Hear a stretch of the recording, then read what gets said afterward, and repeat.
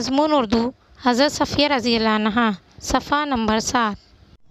السلام علیکم عزیز طالبات، آج ہم امہات المومنین میں سے حضرت صفیہ رضی اللہ تعالیٰ عنہ ام المومنین کے بارے میں سبق پڑھیں گے۔ ہمارا دوسرا سبق ہے حضرت صفیہ رضی اللہ عنہ۔ حضرت صفیہ رضی اللہ عنہ ہمارے پیغمبر حضرت محمد صلی اللہ علیہ وسلم کی بیوی تھی۔ ان کا اصلی نام زینب تھا۔ وہ عرب کے ایک مشہور قبیلے کے سردار کی بیٹی تھی۔ ان کی والدہ کا قبیلہ بھی عرب میں بڑا ممتاز سمجھا جاتا تھا۔ عرب کا مشہور شہر خیبر ان کا وطن تھا۔ اس شہر کے قلعے کے قریب مسلمانوں اور خیبر والوں کے درمیان جنگ ہوئی۔ لڑائی میں مسلمانوں کو فتح حاصل ہوئی اور دشمنوں کے کئی لوگ گرفتار ہوئے۔ حضرت صفیہ رضی اللہ عنہا بھی ان جنگی قیدیوں میں شامل تھیں۔ انہیں حضور صلی اللہ علیہ وسلم کے سامنے پیش کیا گیا تو آپ صلی اللہ علیہ وسلم نے انہیں آزاد کر دیا۔ حضرت محمد صلی اللہ علیہ وسلم کے اس سلوک سے وہ بہت متاثر ہوئیں۔ انہیں بہت اچھا لگا، کیونکہ اس زمانے میں قیدیوں کے ساتھ اس طرح کا اچھائی کا اور نیکی کا سلوک نہیں کیا جاتا تھا، بلکہ ان کو اپنی قید میں رکھا جاتا تھا اور ان سے غلاموں کے جیسا سلوک کیا جاتا تھا۔ لیکن جب حضرت صفیہ رضی اللہ تعالیٰ عنہ کو حضرت محمد صلی اللہ علیہ وسلم نے آزاد کر دیا تو انہیں آپ صلی اللہ علیہ وسلم کی یہ بات بہت ہی دل کو لگی۔ حضرت محمد صلی اللہ علیہ وسلم نے انہیں یہ اختیار بھی دیا کہ چاہیں تو وہ اپنے قبیلے میں واپس چلی جائیں یا آپ صلی اللہ علیہ وسلم کے نکاح میں آ جائیں۔ حضرت صفیہ رضی اللہ عنہا نے حضور صلی اللہ علیہ وسلم کی بیوی بننا پسند کیا اور رسول اکرم صلی اللہ علیہ وسلم نے ان سے نکاح کر لیا۔ یعنی یہاں پر حضور صلی اللہ علیہ وسلم نے حضرت صفیہ رضی اللہ تعالیٰ عنہ کو آزاد تو کر دیا، ساتھ ہی ساتھ آپ صلی اللہ علیہ وسلم نے انہیں اختیار بھی دیا کہ اگر آپ چاہیں تو قبیلے واپس چلے جائیں یا پھر حضور صلی اللہ علیہ وسلم سے نکاح جیسی بابرکت سعادت حاصل کر کے آپ صلی اللہ علیہ وسلم کی بیوی بن جائیں۔ تو انہوں نے اس سعادت کو قبول کیا اور آپ صلی اللہ علیہ وسلم کی بیوی بننا پسند کیا۔ رحم دلی اور سخاوت حضرت صفیہ رضی اللہ عنہا کی اہم خوبیاں تھیں۔ جب وہ حضور صلی اللہ علیہ وسلم کے ساتھ مدینہ تشریف لائیں تو پیارے رسول صلی اللہ علیہ وسلم کی چہیتی بیٹی حضرت فاطمہ رضی اللہ عنہا ان سے ملنے آئیں۔ ان کے ساتھ شہر کی بہت سی عورتیں تھیں۔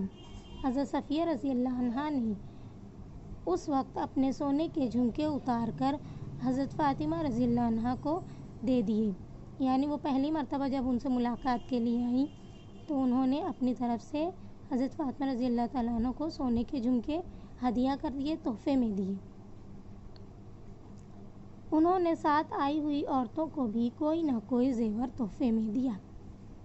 حضرت صفیہ رضی اللہ عنہا بہت باہمت اور نہایت عقل مند خاتون تھیں۔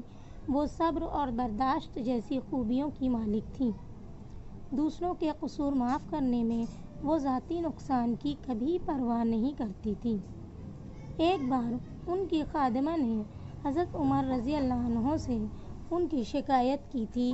حضرت صفیہ رضی اللہ عنہا نے جب سچائی بیان کی تو حضرت عمر رضی اللہ عنہ کو ان کی بات حضرت صفیہ رضی اللہ عنہا نے جب سچائی بیان کی تو حضرت عمر رضی اللہ عنہ ان کی باتوں سے مطمئن ہو گئے۔ اس واقعے سے حضرت صفیہ رضی اللہ عنہ کو اپنی خادمہ پر غصہ آنا چاہیے تھا، لیکن انہوں نے نہ صرف معاف کیا بلکہ آزاد بھی کر دیا۔ حضرت صفیہ رضی اللہ عنہ کو حضرت محمد صلی اللہ علیہ وسلم سے بڑی محبت تھی۔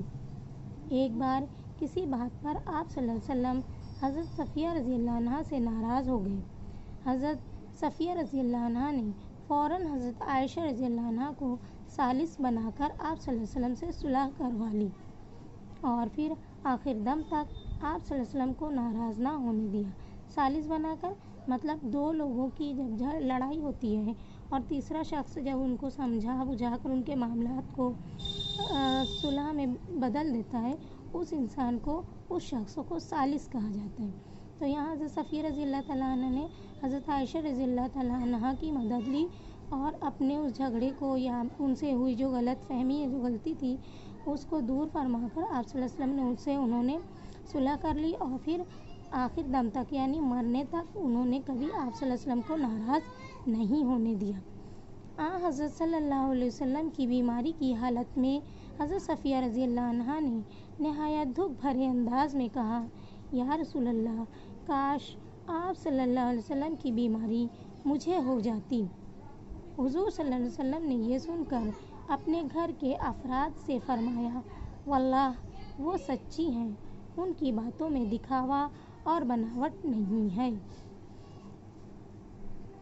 عزیز طالبات، ہمارا آج سبق یہیں تک ہم لیتے ہیں، اس سے اگلا سبق اگلے ویڈیو میں لیں گے انشاءاللہ۔ اللہ حافظ۔